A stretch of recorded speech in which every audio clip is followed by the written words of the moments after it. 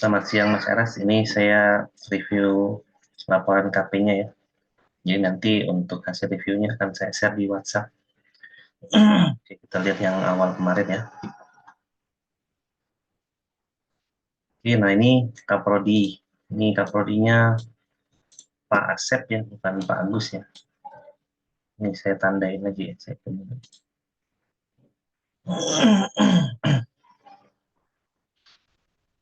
Kemudian daftar isi ya, masih kosong nih. Daftar gambar, daftar tabel mohon dilengkapi.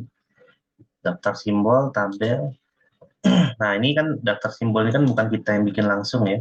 Jadi tolong ditambahkan, ini saya insert komen aja ya. Ini tambahkan ini ya, sumber atau referensi dari simbol yang ini. Nah itu nanti ditaruh di bagian referensi. Oke, ini daftar simbol ya, waktu itu saya minta revisi juga. Kemudian ini format ya. Ini kan formatnya harusnya kan sejajar ya, begini ya. Jadi tolong formatnya ya, format.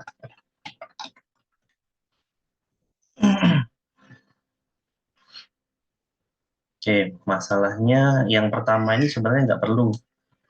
Jadi masalah dalam mengerjakan kerja kelompok itu langsung aja jelaskan mulai dari perpustakaan itu gitu ya.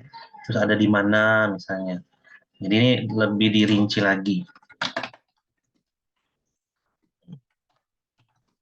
Misalnya kita ambil fakta di sini ya. Misalnya seperti apa? Misalnya pengunjung harian ada 20 misalnya. Jadi semua fakta kita jelasin di bagian sini ya. Di bagian kita menjelaskan tentang perpustakaan itu. Jadi faktanya kita tunjukkan di sini. Karena itu akan menjadi salah satu alasan mengapa aplikasi perpustakaan ini dibuat. Gitu ya. Kalau misalnya yang mengunjungi juga dikit, ya mungkin tidak perlu bikin aplikasi gitu ya. Hanya perlu ya pencatatan buku tamu gitu ya. Bisa nyatat sendiri. Yang minjem juga dikit, misalnya maka sistem ini ya mungkin tidak diperlukan ya. Jadi coba catat faktanya, peminjamnya ada berapa, misalnya. Terus dari SMP Negeri 2 ini sendiri ada berapa jumlah siswanya gitu ya. Ada berapa kelas dan lain-lain ya. Itu lengkapin sini. Nah, ini juga masih keliru, Mas. Jadi alasan itu masih keliru ditulis di sini gitu ya. Di sini tiba-tiba suatu perpustakaan membutuhkan suatu sistem. Nah, ini kebutuhan ini berdasarkan apa gitu ya. Jadi kalau saya highlight ini kebutuhan itu berdasarkan apa?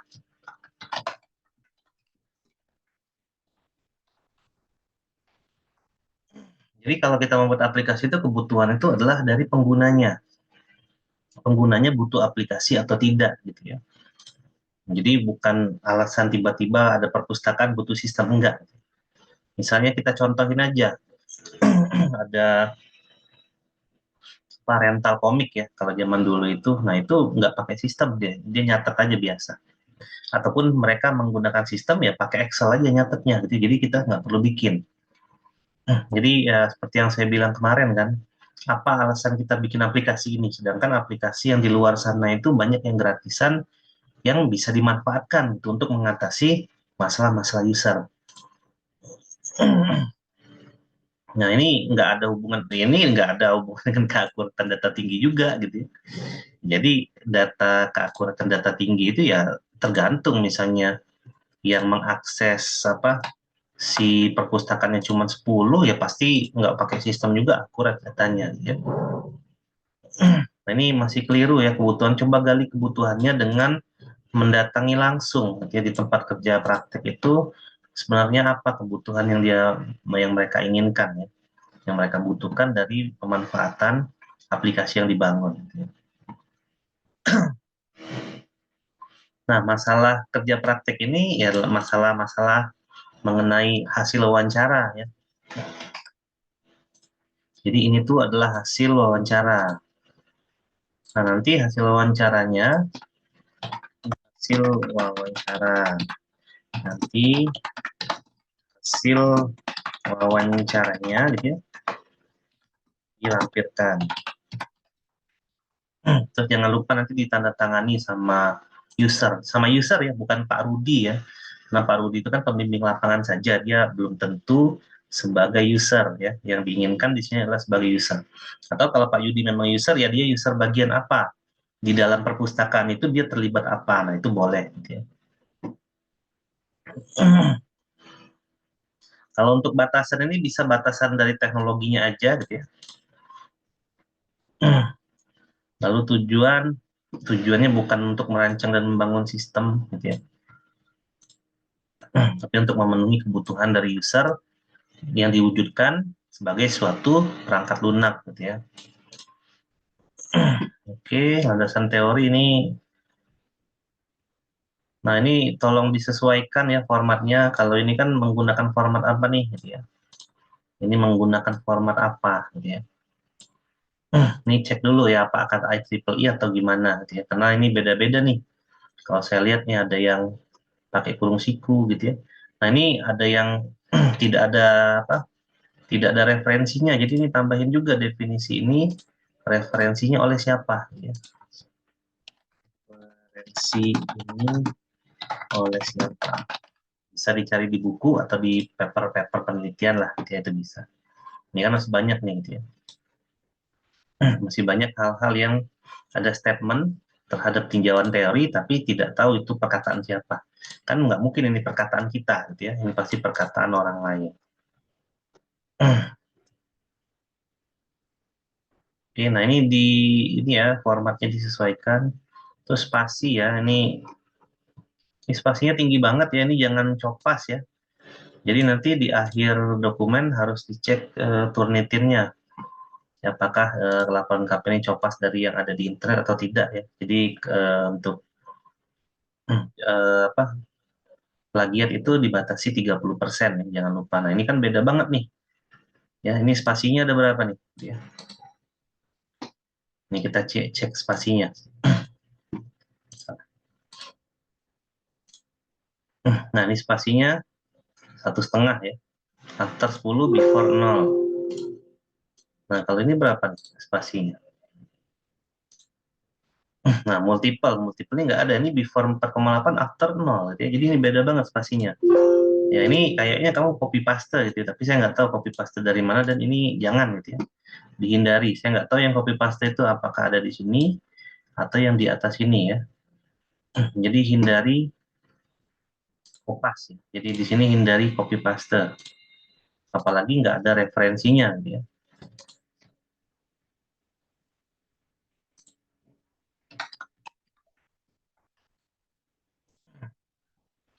Nah, ini kan beda nih penulisan referensi kamu. Ada yang pakai 2, gini 3, yang di atasnya pakai gini ya menurut Siregar gini-gini. Ini coba disamakan formatnya. Kalau mau pakai IEEE semuanya IEEE gitu ya. Oke, ini teori ya, itu jangan lupa ya. Jangan copas. Nanti dicek penelitiannya.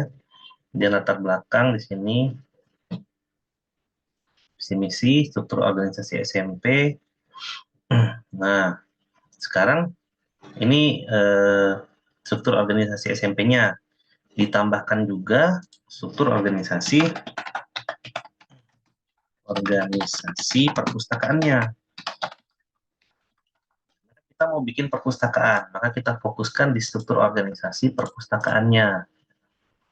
Ya, untuk kita tahu sebenarnya di perpustakaan itu pegawainya siapa aja, misalnya jabatannya apa ya dan seterusnya. Nah, yang sudah berjalan itu bisa dijelaskan di sini gitu ya. Sistem yang sudah berjalan seperti apa boleh. Nah, ini juga kayaknya kamu terlalu formalitas ya untuk sistem yang berjalan ya. Ya, seakan-akan kalau saya baca ini tuh kayak ya menurut pemikiran kamu aja. Ya, kalau misalnya di sini ya, misalnya saya baca ini. Karena harusnya kalau kita melihat sistem yang sedang berjalan itu dia lebih detail. Misal dari pertama perpustakaan bukanya jam berapa, tutup jam berapa. Waktu peminjaman itu kapan, ya lebih detail. Terus misalnya cara pendaftaran itu gimana gitu ya. Kan cara pendaftaran itu bisa didetailkan, misalnya cara pendaftaran itu dikolektifin sama guru, atau ternyata dia tuh mendaftar menjadi anggota perpustakaan itu saat dia terdaftar dari awal ya. Artinya saat dia masuk kelas 1, SMP atau kelas 7 gitu ya. Ini SMP ya tadi. Dia otomatis misalnya sudah terdaftar di perpustakaan dan seterusnya. Nah, itu harus lebih detail gitu ya. Jadi tidak sesederhana ini. Kalau ini terlalu sederhana dan ini kemungkinan besar ya saya tidak yakin ini adalah sistem yang berjalan yang kamu dapatkan ketika kamu kerja praktek ya, intinya itu. Jadi ini saya komen apakah ini adalah sistem yang berjalan di KP gitu ya. Karena kalau kita mendefinisikan sistem yang berjalan dia tuh lengkap gitu ya. Siapa jadi coba divalidasi gitu ya. Jangan-jangan karena waktu itu saya sekolah di SMA menjadi anggota perpustakaan SMA itu langsung ketika saya menjadi SMA ya masuk di kelas 1 atau di kelas 10 gitu ya, itu otomatis langsung terdaftar di perpustakaan sebagai anggota. Jadi nggak daftar lagi. Sehingga waktu kelas 1 itu sudah dapat ya, yang namanya kartu perpustakaan berbarengan dengan kartu pelajar waktu itu. Kalau di SMA saya, di SMA tapi ini ya status apa ini ya kasusnya. Nah, itu coba detailkan di SMP Negeri 2 Kasu itu kayak gimana? Karena kalau kayak gini ini terlalu formatif ya. Terlalu formatif yang common banget atau umum banget ya, dan seakan-akan hasil ini ya ini adalah hasil pemikiran kamu sendiri misalnya ya, atau dapat dari internet yang tidak kamu lakukan observasi yang lebih lanjut ya terhadap SMP Negeri 2 ini. Ya, ini coba tolong perbaiki dan didetailkan juga ya.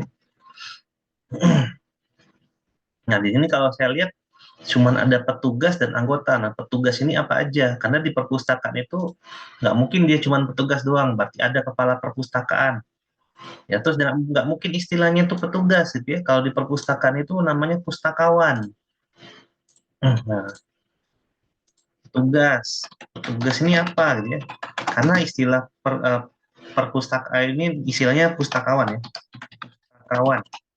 Nah, pustakawan ini ya ada macam-macam gitu ya. Nah, itu tolong didetailin juga ya. Jangan cuma petugas gitu ya. Karena pustakawan itu bisa jadi dia merangkap menjadi guru atau memang terpisah ya dari guru dan seterusnya. Karena role-nya jadi dua ya, ada guru, ada perpustakawan, ada pustakawan. Nanti ada penanggung jawab perpustakaan biasanya gitu ya. Lalu ada bagian pengadaan buku. Biasanya di perpustakaan juga ada bagian keuangannya karena kalau ada denda dan lain-lain itu masuk ke kas perpustakaannya dan lain-lain. Nah, jadi ini coba didetailkan. Makanya tadi yang saya minta di atas adalah struktur organisasi dari perpustakaan itu gitu ya. Nggak mungkin kalau di sekolah nyebutnya petugas ya, biasanya nyebutnya pustakawan. Nah, ini ya didetailin lagi ya, ini saya nggak tahu benar atau enggak ya. Masa harus ngisi formulir dulu ya untuk melakukan peminjaman. Biasanya kalau minjem itu kayak gimana kan itu ya. Terus analisis dokumen sistem berjalan. Nah, dokumen sistem berjalan itu kan banyak tuh. Nggak mungkin cuman formulir pendaftaran aja gitu ya. Ini kalau saya highlight nggak mungkin ya, karena saya juga pernah bikin aplikasi perpustakaan dulunya. Tidak mungkin hanya ini.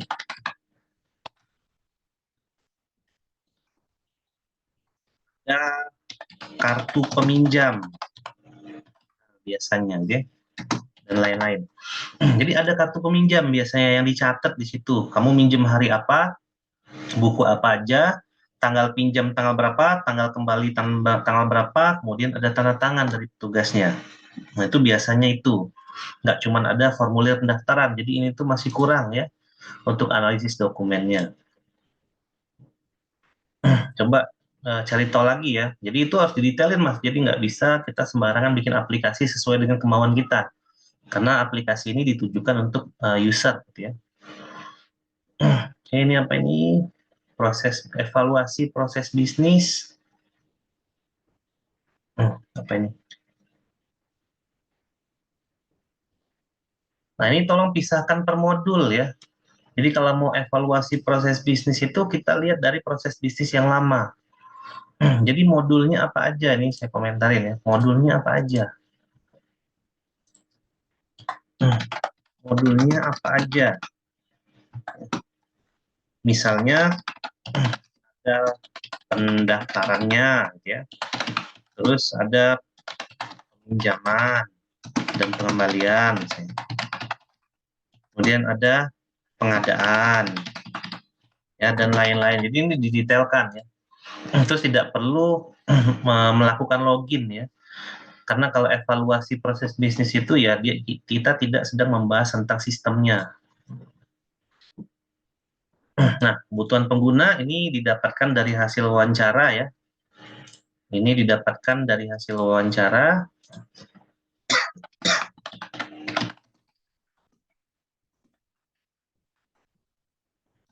Dibuktikan di lampiran. Nah, ini tadi ya lampiran ya. Jadi apakah memang prosesnya atau fungsinya ini lebih ke fungsi ya, bukan proses. Dalam mengolah data, start pinjaman ya, dan lain-lain gitu ya. Nah, anggota itu seperti apa? Misalnya itu juga ada.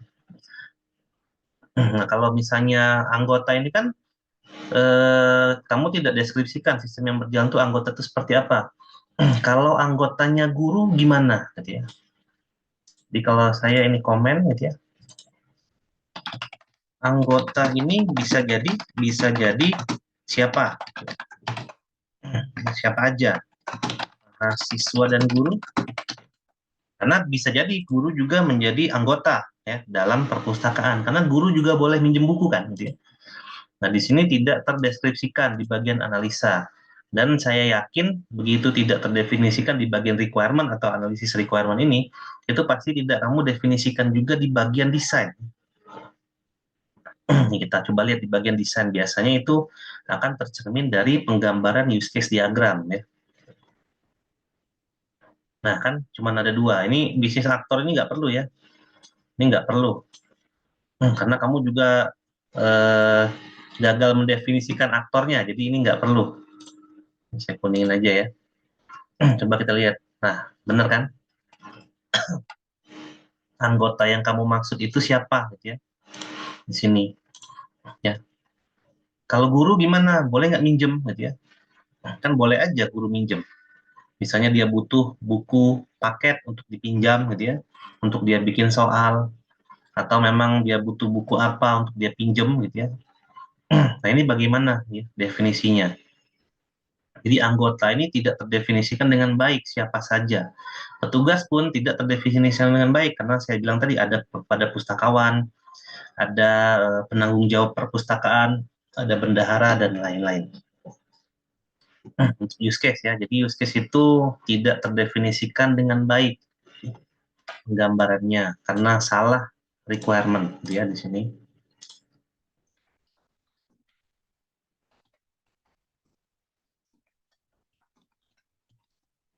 Salah atau gagal requirement.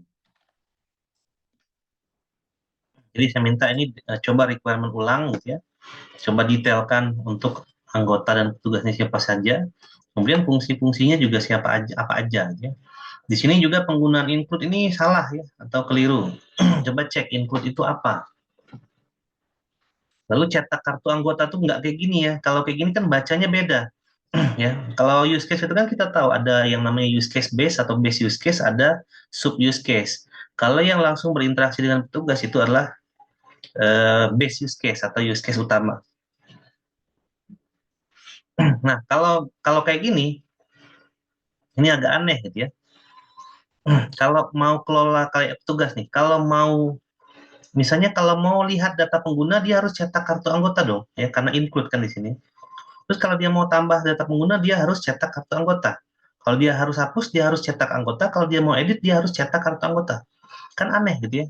Penggambaran ini membacanya seperti itu ya. Ya, kecuali ini ya salah, ini bukan include. Kalau mau ini tuh extend.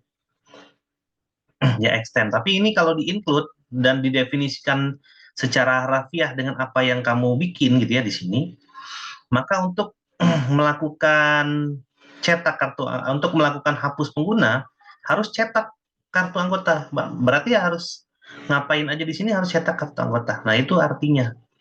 Jadi ini masih ada kesalahan penggunaan notasi gitu ya.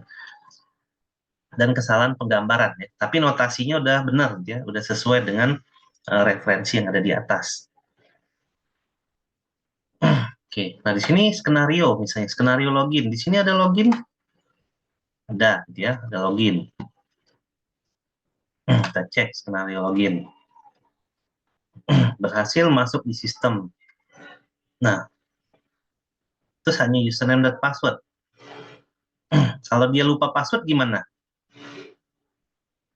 Nah, kan itu harusnya jadi catatan gitu ya di sini ya. Kalau lupa password gimana? Ya, itu catatannya. Kemudian data buku tadi ya, di sini lihat data buku. Oke, lihat gitu. Terus tambah data buku. Nah, tambah data buku itu kayak gimana? Menekan, nah ini nggak detail juga ya. Ini coba didetailkan, menampilkan halaman utama data buku. Terus apa saja yang akan diisikan gitu ya.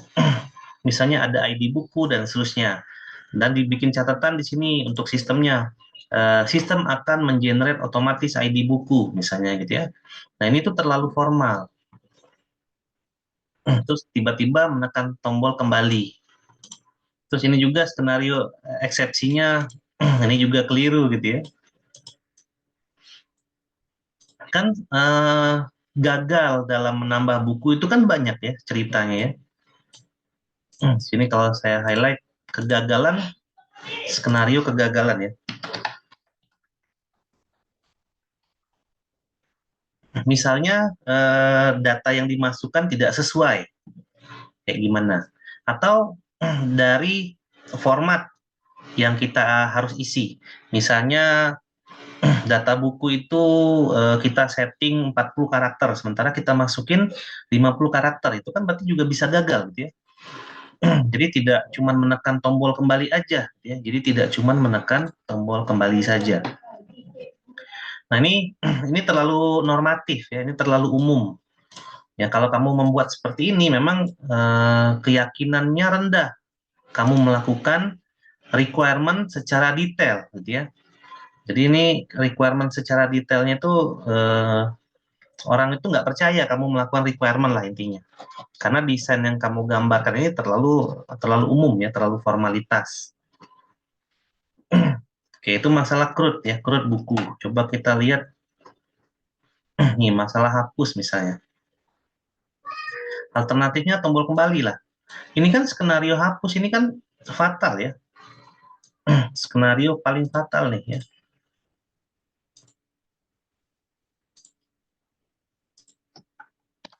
Skenario fatal. Jadi harus didetailkan kembali terkait alternatif skenario-nya. Nah, detailin dulu gitu ya. Karena misalnya menghapus data buku, kalau buku masih dipinjam misalnya, ya, misalnya buku sudah dipinjam, ya, ini saya contoh nih. Misal buku sudah dipinjam, maka bisa dihapus, ya, dan lain-lain gitu ya. Dan yang namanya buku, repositori buku itu satu ID, satu buku ya. Saya udah jelaskan waktu itu bahwa kalau di perpustakaan itu ada 5 buku, setidaknya ada 4 buku yang bisa dipinjam dan ada satu buku yang hanya boleh baca di tempat. Ya, dia harus tetap ada di perpustakaan itu, gitu ya. Terus kita lihat skenario yang lain ya. Skenario hapus itu juga sama ya dengan yang tadi. Skenario peminjaman misalnya. Peminjamannya mana?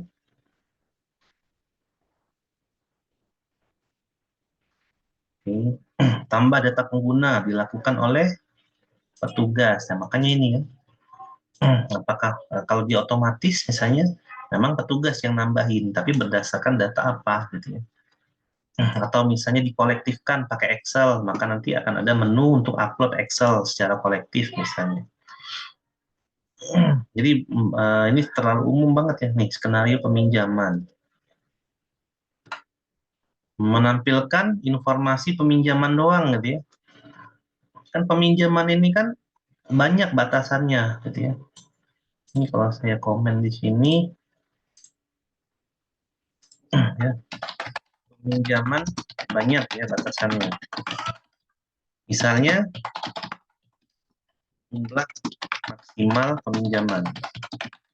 Nah, di perpustakaan itu misalnya 5 buku hanya boleh 5 buku yang dipinjam misalnya. Ada perpustakaan yang misalnya sudah minjem 5, nggak boleh minjem lagi sampai buku itu dibalikin misalnya. Kemudian ada juga perpustakaan yang boleh nyicil minjemnya. Sekarang minjem 2, besok minjem 3, boleh gitu ya. Nah, dan lain-lain. Nah, skenario itu harus didetailkan di sini. Nah, ini kan terlalu umum banget ya, terlalu normatif. Ya kayak semuanya baik-baik saja gitu ya. Padahal kan banyak yang bisa kita rancang ya dengan skenario-skenario yang kita sesuaikan dengan requirement. Apabila requirement-nya memang kita ambil dengan baik gitu ya. Nah, ini banyak ya kesalahan-kesalahannya juga di sini. Kemudian untuk yang pengembalian misalnya, kita cek ya. Nah, pengembalian juga sama ya, kelihatan baik-baik saja gitu ya. Kalau misalnya dikembalikan bukunya tidak lengkap gimana? Kalau misalnya pengembalian itu telat gimana gitu ya? Dan lain-lain. Nah, itu kan ada alternatifnya juga ya, ada exception-nya juga. Nah, ini terlihat baik-baik saja semua ya untuk pengembalian. Nah, ini harus didetailkan lagi desainnya, skenario-nya. Kayak kemarin aja, gara-gara kita tidak detailkan skenario dalam desain use case, misal ada yang minjem buku, terus data peminjamnya dihapus, error kan kemarin ya. Nah, itu kalau gara-gara kita gagal dalam menangkap fungsi-fungsi dan memodelkan fungsi itu dalam suatu skenario yang lebih detail. Jadi intinya itu, nah nanti use case ini akan mengikuti di desain yang ada di bawahnya, gitu ya. Untuk activity diagram, ini kalau misalnya fungsinya yang kamu gambarkan ini sama dengan fungsi skenario, maka tidak perlu digambar ya untuk activity diagram. Nah, karena nanti kita bahas sequence dan lain-lain itu disesuaikan dengan use case, jadi benerin use case dulu, nanti report lagi dengan saya ya, baru saya nanti akan evaluasi lagi, mudah-mudahan minggu depan kita bisa ketemu. Oke, gitu saja ya mungkin ya.